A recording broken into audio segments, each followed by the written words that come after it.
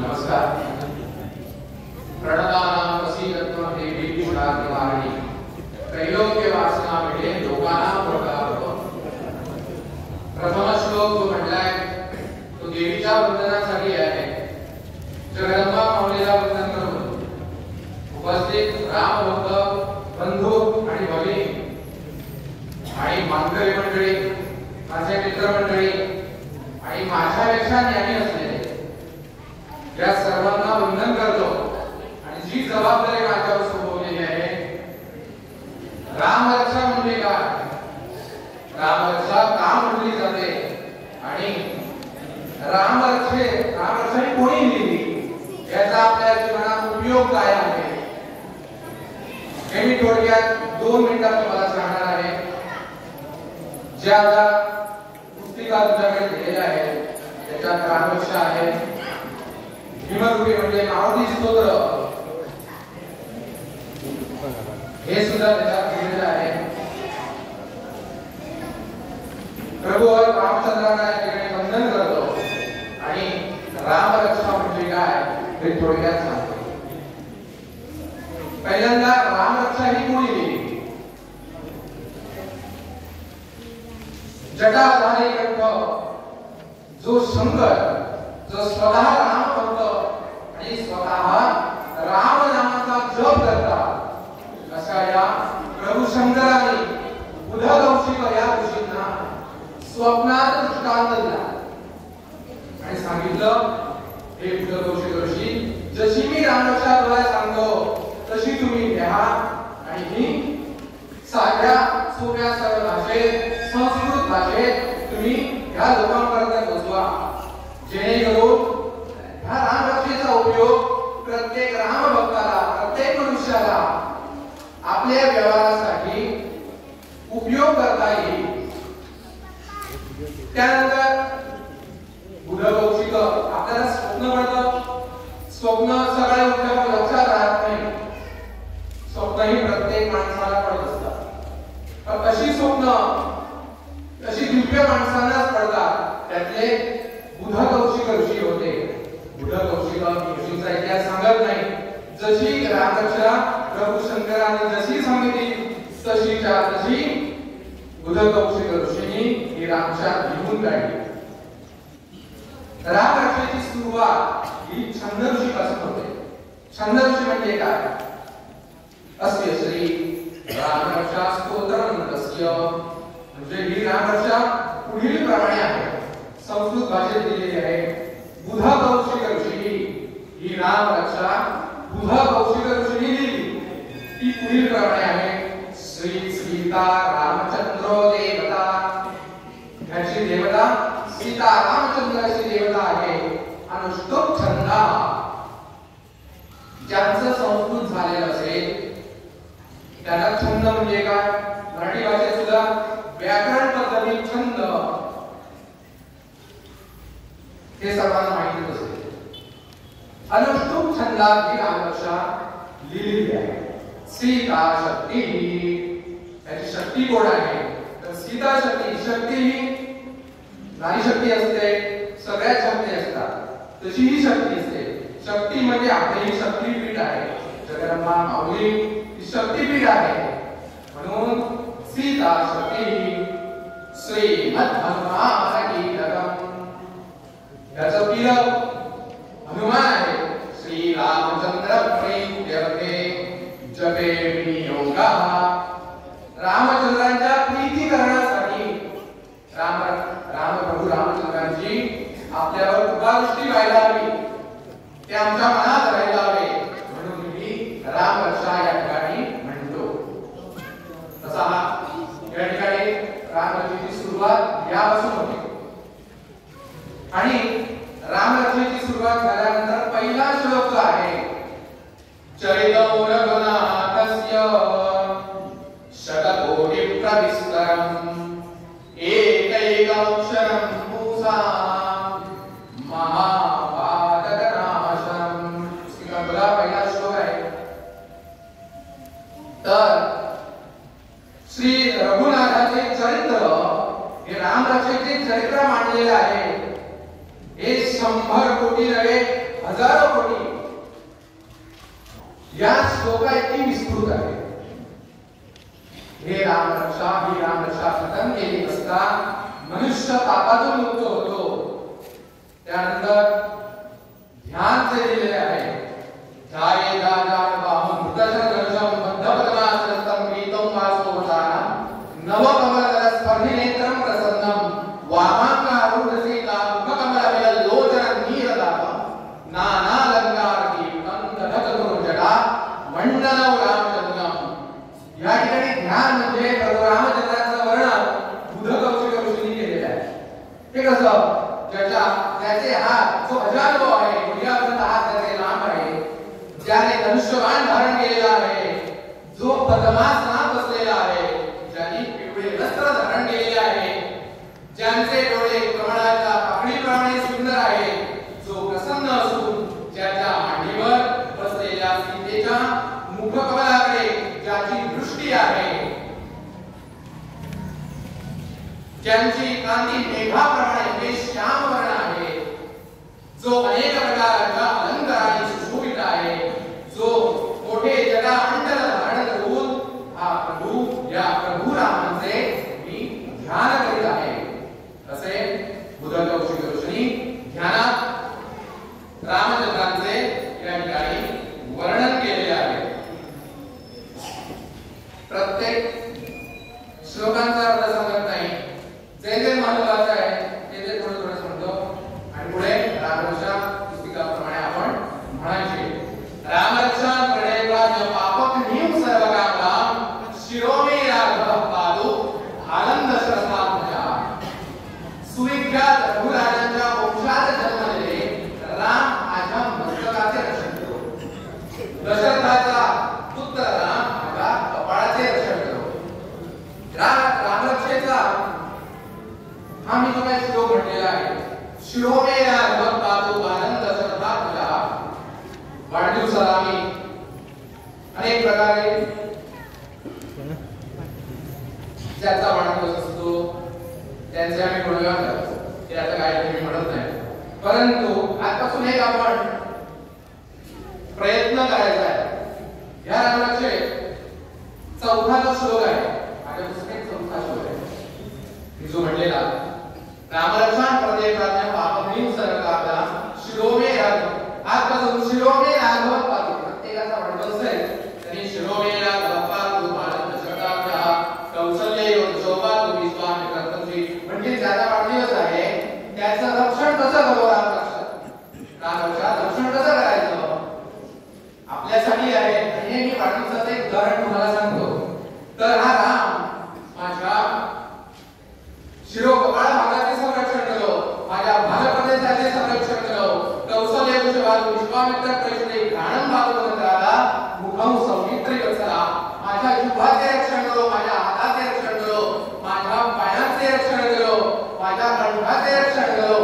तसंही या रामरक्षे बुधकौशिक ऋषींनी सांगितलेलं आहे. त्यानंतर एतां रामलोपेतां रक्षाय सुग्रीवेण सचिलाय सुखी पुत्री विजयी विनयी भवेत. प्रत्येक स्तोत्राला प्रत्येक सूक्ताला त्याची फलश्रुती ठरलेली असते. तीही फलश्रुती रामरक्षेच्या 10व्या श्लोकापासून सुरू होते. म्हणजे रामरक्षा म्हटल्यानंतर आम्हाला काय फायदा होतो?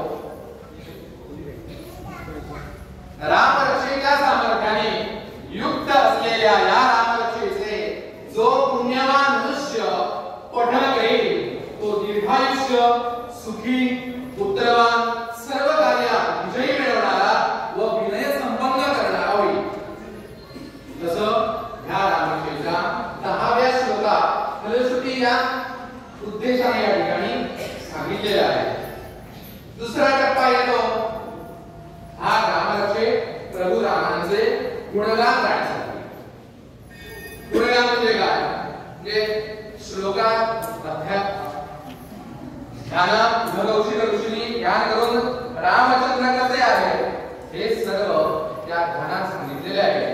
तर पुढे बुधकौशिक ऋषींनी सांगितले की रामाय रामभद्राय रामचंद्राय वेदसे रघुनाथाय नाथाय सीताय पवये नमः. श्रीराम नाम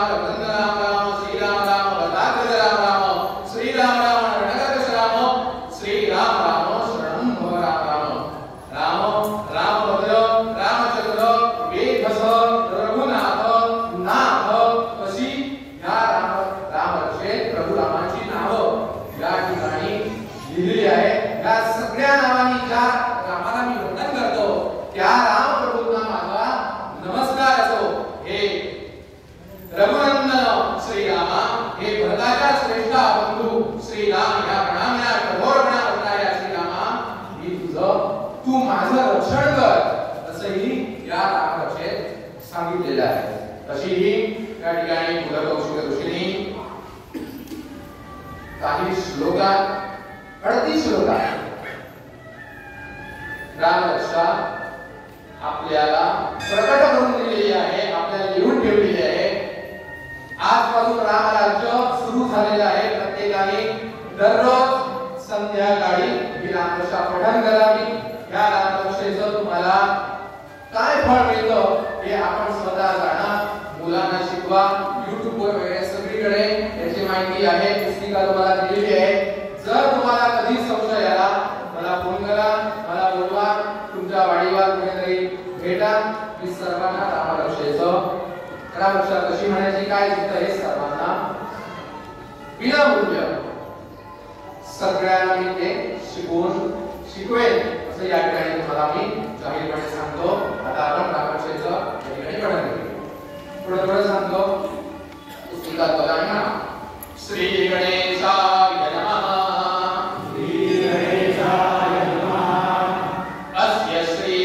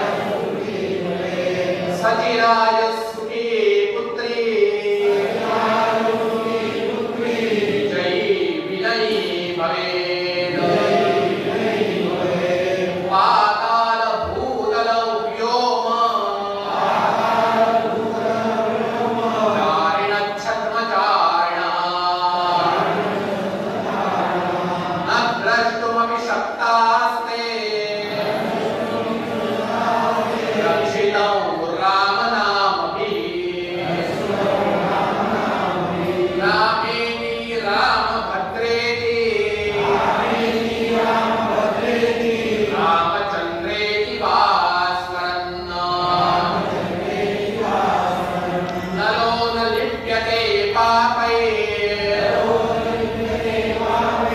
मुक्तिं मुक्तिं च विन्दते जगच्चैत्रैकमन्त्रेण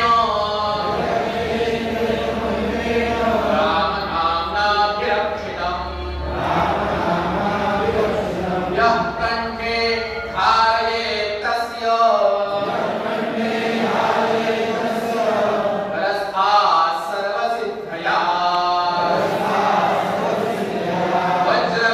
वज्रपञ्जरनामेतैः यो रामकवचौ स्मरेत् अव्याहताज्ञः सर्वत्र लभते जयमङ्गलम् आदिष्टवान् यथा स्वप्ने राम रक्षामि मां हरः तथा लिखितवान् प्रातः प्रबुद्धो बुधकौशिकः आरामः कल्पवृक्षाणाम् विरामः सकलापदाम्